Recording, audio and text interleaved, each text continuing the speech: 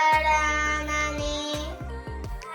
देवसते लक्ष्मी कडमध्ये सरस्वती कडबोले स्थितौ गौरी प्रभते करदर्शनम्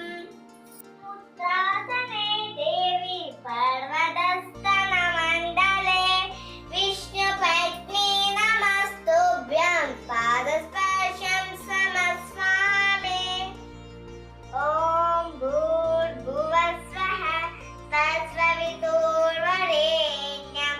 भर्गो देवस्य धीमहि धियो यो नः प्रचोदयात् सहनाववतु सहनौ भुनक्तु सह वीर्यं करवावहै तेजस्विनावधीतमस्तु मा विद्विषावहै ॐ शान्ति शान्ति शान्तिः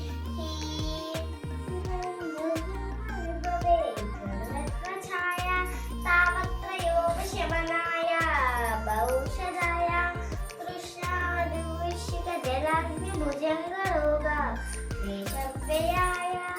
हरवे गुरवे नमोऽस्तु ते